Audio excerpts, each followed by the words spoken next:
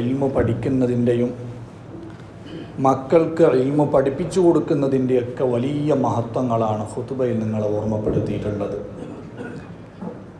മാതാപിതാക്കളെ വിളിച്ചു പറയാ, റബ്ബു അബ്നാഅക്കും അലാ ഹുബ്ബിൽ ഇൽമി വ ഇജ്ലാലിൽ ഉലമാ. നിങ്ങളെ പ്രിയപ്പെട്ട മക്കളെ നിങ്ങൾ ഇൽമിനോടുള്ള മഹബ്ബത്തിലും പണ്ഡിതന്മാരോടുള്ള ബഹുമാനത്തിലുമായി നിങ്ങൾ വളർത്തണം. ഫഇന്ന ഔലാദക്കും ബദാഇഉ ഇൻദക്കും.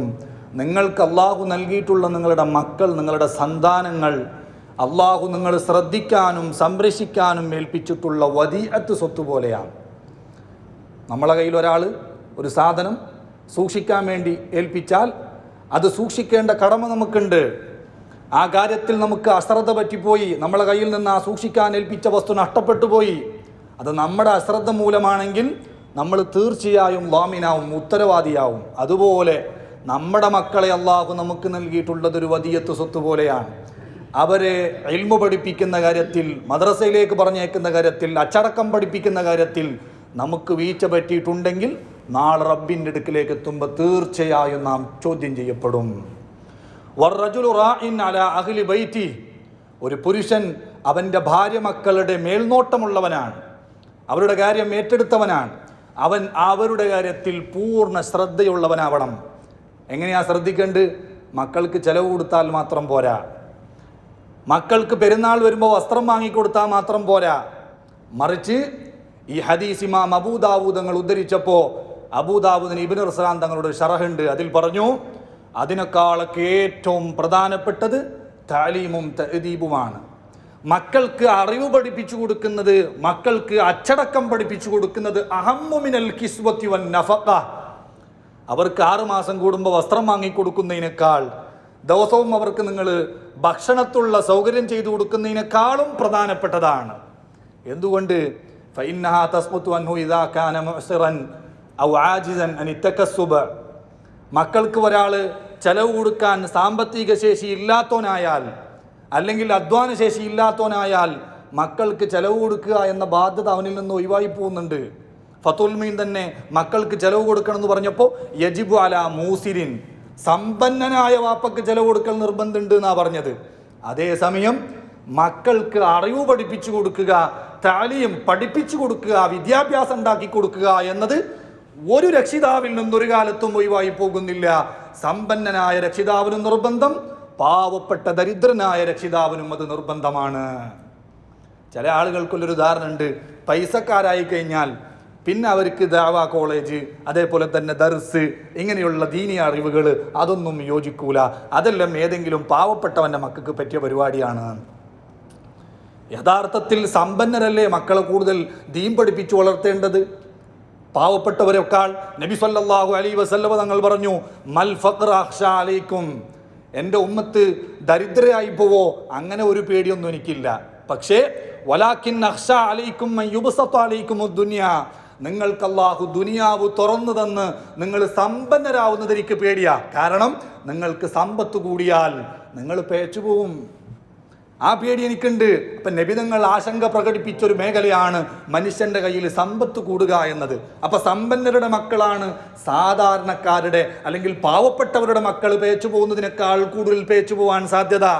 അവർ പേച്ചു പോകാതെ, അവർ കേടുവരാതെ ഭാവിയിൽ മാതാപിതാക്കളെ പോറ്റുന്ന നല്ല മക്കളായി വരുന്നത് എപ്പോഴാ?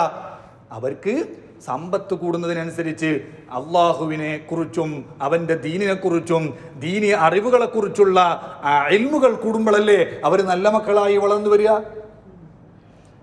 സമ്പന്നരുടെ മക്കൾ എത്ര വലിയ വലിയ ആലിമീങ്ങളായതൊക്കെ ചരിത്രങ്ങളിലുണ്ട്. മഹാനായ ഇമാം സുബ്കി റളിയല്ലാഹു അൻഹു തബഖാത്തിൽ പറയുന്നുണ്ട്, ബാഗ്ദാദിലെ ആദ്യത്തെ ഖാലി ഖുലാത്ത്, ചീഫ് ജഡ്ജി ആരായിരുന്നു? Abu Saib Utbah bin Ubaidullah. മഹാനവറുകളായിരുന്നു ഷാഫി മദ്ഹബിലെ ബാഗ്ദാദിലെ ആദ്യത്തെ വെറും കാലിയല്ല, ഖാലി ഖുലാത്ത് എന്ന് പറഞ്ഞാൽ എല്ലാ ഖാലിമാരുടെയും ഖാലി, ചീഫ് ജഡ്ജ്. എന്നാ മഹാനവറുകളെ വാപ്പയെ പറ്റി പറഞ്ഞു, കാന വാലിദുഹു താജിറ. മഹാനവറുകളുടെ വാപ്പ വലിയ ബിസിനസ്സുകാരനാ, വലിയ കോടീശ്വരനാ. പക്ഷേ മകനെ ദീൻ പഠിക്കാൻ വേണ്ടി പറഞ്ഞ് മകനെ പണ്ഡിതനാക്കിയപ്പോ മഹാനായ അബു സാഇബ് ഉത്ബത്ത് ബിൻ ഉബൈദില്ലാഹി റളിയല്ലാഹു അൻഹു ഖാലിമാർക്ക് നേതൃത്വം കൊടുക്കുന്ന ഖാലി ഖുലാത്തായി മാറി. അങ്ങനെ നിരവധി മഹാന്മാരുടെ ചരിത്രം നമുക്ക് കാണാം. കുറേ ആളുകളുണ്ട്, അവർ ദീനെ നല്ലോണം സ്നേഹിക്കും, സഹായിക്കും, അല്ലേ? കുറേ നല്ല നല്ല മുതലാളിമാരുണ്ട്. അവർ ചിലപ്പോൾ സ്ഥാപനം ഉണ്ടാക്കിയവരായിരിക്കും, സ്ഥാപനത്തിൻ്റെ കമ്മിറ്റി മെമ്പറായിരിക്കും, സ്ഥാപനത്തിലെ കുട്ടികൾക്ക്, ദർസിലെ കുട്ടികൾക്ക് എല്ലാ ആഴ്ചയിലും ചിലപ്പോൾ ബിരിയാണി കൊടുക്കുന്നുണ്ടാവും.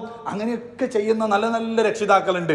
അതേ ആളുകളോട് സ്വന്തം മകനെ ഒന്ന് ദർസിൽ ചേർത്തിട്ട് അല്ലെങ്കിൽ ഒരു ദാവയിൽ ചേർത്തിട്ട് ഒന്ന് പണ്ഡിതനാക്കാൻ വേണ്ടി പറഞ്ഞാലോ അതവർക്ക് ദഹിക്കൂല, ഉൾക്കൊള്ളാനാവൂല.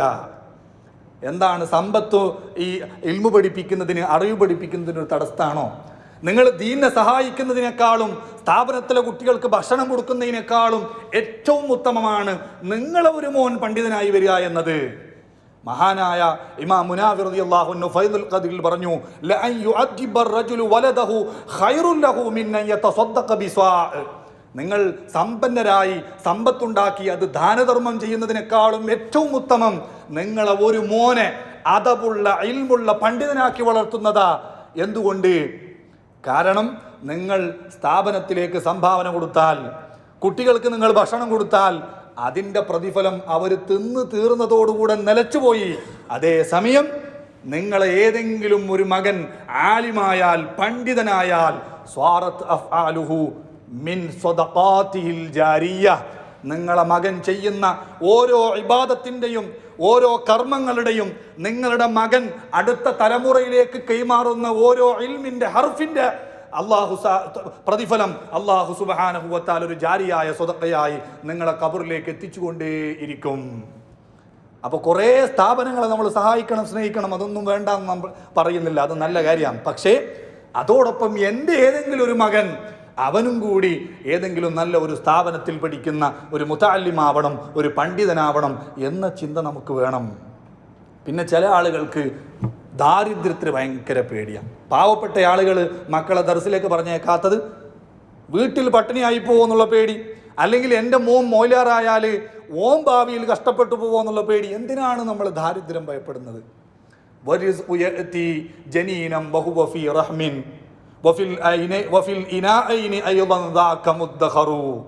റസാനത്തിൽ പറഞ്ഞില്ലേ, നിങ്ങൾ ജനിക്കുന്നതിന് മുമ്പ് ഗർഭപാത്രത്തിൽ നിങ്ങൾക്ക് സമ്പത്തുണ്ടാക്കാനാവാത്ത, നിങ്ങൾക്ക് ബിസിനസ് ചെയ്യാനാവാത്ത, നേരെ ഒന്ന് കിടന്ന് മറിയാൻ പറ്റാത്ത കാലത്ത് ഗർഭപാത്രത്തിൽ 9 കൊല്ലക്കാലം അല്ല നിങ്ങളെ 9 മാസക്കാലം അല്ലാഹു നിങ്ങളെ ഭക്ഷണം തന്നിട്ട് പോറ്റിയില്ലേ? ഇനി അത് കഴിഞ്ഞിട്ട് ഗർഭപാത്രത്തിൽ നിന്ന് പുറത്തു പോന്നപ്പോൾ നിങ്ങൾക്ക് മറ്റുള്ള ഒരു ഭക്ഷണവും സ്വീകരിക്കാൻ പറ്റാത്ത കാലത്ത് ഉമ്മൻ്റെ മാറിടത്തിൽ അല്ലാഹു നിങ്ങൾക്ക് ആവശ്യമുള്ള മുലപ്പാൽ സ്റ്റോക്ക് ചെയ്തില്ലേ? ഇങ്ങനെയൊക്കെ നിങ്ങളല്ല പോറ്റിയിട്ട് പിന്നെന്തിനാ നിങ്ങൾ ദാരിദ്ര്യം ഭയപ്പെട്ടിട്ട് നിങ്ങൾ പണ്ഡിതന്മാരാവാതിരിക്കുന്നു? നിങ്ങൾ എന്തിനാണ് മക്കളെ ദീനിനു വേണ്ടി വിടാതിരിക്കുന്നത്? അപ്പം ദാരിദ്ര്യം അത് ഒന്നിനും തടസ്സമാവാൻ പാടില്ല. മഹാനായ സുഫിയാനു സൗരി റളിയല്ലാഹു അൻഹുവിൻ്റെ വാപ്പ ചെറുപ്പത്തിൽ മരിച്ചുപോയതുകൊണ്ട് മഹാനവറുകൾ യതീമായിരുന്നു. ഉമ്മെന്താ മഹാനവറുകളോട് പറഞ്ഞത്? ഉത്ലു ബിൽ ഇൽമ, മോനെ നീ എവിടെങ്കിലും പോയിട്ട് ഇൽമു പഠിച്ചിട്ട് വലിയ പണ്ഡിതനാക്. വഅന അക്ഫീക മിൻ മിഗ്സലി, ഞാൻ എൻ്റെ വീട്ടിൽ ഈ നൂല് നോൽക്കുന്ന ഉപകരണമുണ്ട്, അത് വെച്ചിട്ട് തൊഴിൽ ചെയ്തിട്ട് ഞാൻ നിന്നെ പോറ്റിക്കോളാം.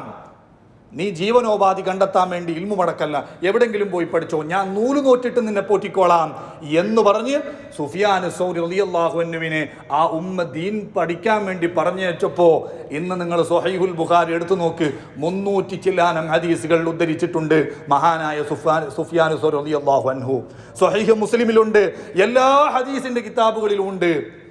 ലോകത്തിൻ്റെ വിവിധ ഭാഗങ്ങളിൽ സ്വഹീഹുൽ ബുഖാരി ഖത്മ തീർക്കുമ്പോൾ ആ സ്വഹീഹുൽ ബുഖാരിയിലെ സുഫിയാൻ സൗരി റളിയല്ലാഹു അൻഹു ഉദ്ധരിച്ച ഹദീസുകൾ മുഴുവനും വായിക്കുകയും പഠിക്കുകയും ചെയ്യുമ്പോൾ ആ പഠിക്കുന്നതിൻ്റെയും പഠിപ്പിക്കുന്നതിൻ്റെയും ഒക്കെ പ്രതിഫലത്തിൻ്റെ ഒരു പങ്ക് അന്ന് ദാരിദ്ര്യമുണ്ടായിട്ടും മകനെ ദർസിൽ പറഞ്ഞയച്ച ആ ഉമ്മാൻ്റെ ഖബറിലേക്ക് കിട്ടിക്കൊണ്ടേയിരിക്കൂലേ?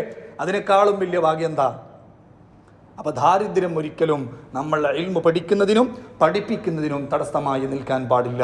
സുഫിയാൻ സൗരി റളിയല്ലാഹു അൻഹു വഫാത്തായതിനു ശേഷം മഹാനവറുകളോട് ചോദിക്കുന്നുണ്ട്, ജീവിതകാലം മുഴുവനും നിങ്ങൾ ദർസിന് വേണ്ടി, നിങ്ങൾ ഹദീസിന് വേണ്ടി ചെലവാക്കിയപ്പോൾ ഹൽ ലഖീത മുഹമ്മദൻ വ അസ്ഹാബ, മരിച്ചതിന് ശേഷം സ്വപ്നത്തിൽ ചോദിച്ചതാണ്, നിങ്ങൾ നബിതങ്ങളെ ഹദീസിന് വേണ്ടി ജീവിതം മാറ്റിവെച്ചല്ലോ, നിങ്ങൾക്ക് ആഖിറത്തിലേക്ക് എത്തുമ്പോൾ നബിതങ്ങളെയും അസ്ഹാബിനെയും കാണാൻ പറ്റിയോ എന്ന് ചോദിച്ചപ്പോൾ നഅം, അതെ, ഞാൻ മരിച്ചു കഴിഞ്ഞപ്പോൾ എനിക്ക് നബിതങ്ങളെ കാണാൻ പറ്റി, എനിക്ക് സ്വഹാബത്തിനെ കാണാൻ പറ്റി.